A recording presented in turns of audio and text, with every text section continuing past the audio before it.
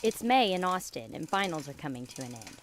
Students at the University of Texas head home, prepare for summer internships, or anticipate long nights on 6th Street consuming various colored shots and local brews. College juniors Rebecca Hoffman and Maritza Rodriguez tune up their bikes and wrap up their training. Their 4,000-mile ride to Alaska is just around the corner. So we got our bikes late October. We got them a little bit later than most teams just because there was issues with like the company that we work with. But we started training like November, December, but our first group ride didn't occur until kind of January. And so we started off mostly just Saturdays. We started off with like 20 miles, just kept adding until we got to like 100 miles. So the first couple of like Saturdays, it was like, 2 or 3 hours and we were done. But by the end, it was like pretty much a whole Saturday dedicated to riding. Texas 4000 is a charity bike ride event at the University of Texas. 3 different routes from Austin, Texas travel to Anchorage, Alaska over 70 summer days. The Ozark route that Becca and Maritza took was quite unconventional. So this was the second year that the Ozarks route has happened, and so the purpose of that was kind of to reach more cities. So we stopped in like St. Louis, Chicago, major cities like out coast, like more in the east, to get more of that interaction. Go back to the mission, why we do this, and just reach more people that way. Beginning, we went north, and then we went southeast, and then we went even more east, and then we went west, and yeah, we just kind of ping-ponged around America's heartland and finally got to Canada and then just went straight west. As a charity ride, one of the goals of Texas 4000 is to spend as little money as possible. Riders stay with host families or in schools and churches and look for food donations. We just contact churches, hotels to see if they'll donate, host families, any connections that people have on the team.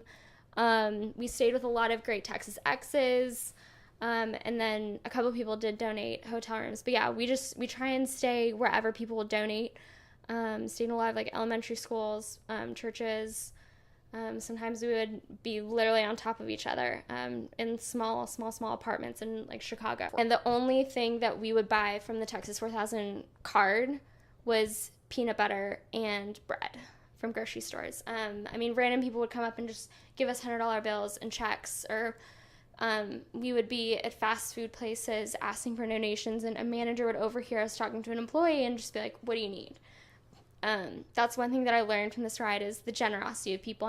Our route spent the least amount of money on travel and food expenses just because we were all so passionate about outreaching to the community, and it definitely paid off in the way of food. Becca was surprised by the generosity her team received over their 70-day ride. There was one woman in particular who she will never forget. It was somewhere it was La Crosse. Into La Crosse, Wisconsin. I think it was Wisconsin. We stopped at this random gas station for a rest stop. We do rest stops every 20 to 25 miles, depending on the road conditions. And it was this popcorn. It also had a popcorn store near it. People love popcorn in the north for some reason. It's like their chips and salsa.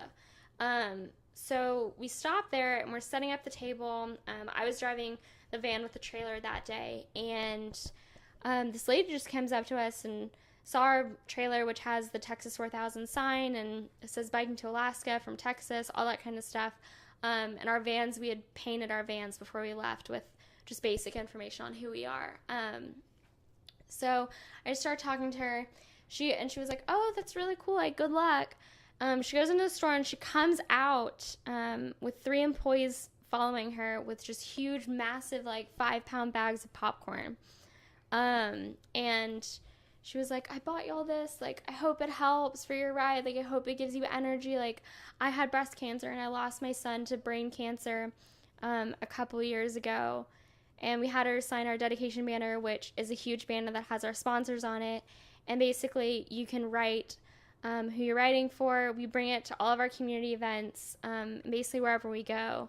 But typically people at rest stops don't sign it. But I brought it out, and slowly more and more people came out of the store because they had heard about us, and the store donated more popcorn.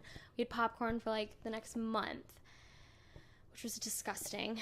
And we just met so many people that day that had been touched by cancer, and we ended up getting like 12 people to sign our dedication banner. I mean, a lot of people, you know, do think that it's impossible, or, you know, they might compare, or they might not ever do something like this, but they might compare to something else that might seem impossible. But, you know, if you surround yourself with the right people and, you know, you put in the time and dedication, like, and take it just day by day, you know, the big picture eventually will come together, and it may seem like a big thing at first, but, you know, just chunk by chunk, and it'll all add up, and, you know, it's possible. You do a lot of thinking, and you just get a different perspective. Like, after the summer, my family is so much more important to me. My friends are a lot more important. Having serious, like, actual connecting relationships is a lot more important to me, instead of just having a lot of shallow relationships. And I think that's definitely a theme you see through Texas 4000. People do so much growing. I mean, a lot of my friends have tried to compare it to their study abroad trips, but it definitely just isn't like that. Like, we were a self-sustaining group. We made our summer. We were the ones that planned it. Like, we lived for our summer, and we've lived for everyone that has lost their battle for cancer. And it makes you look at your life in a totally different way.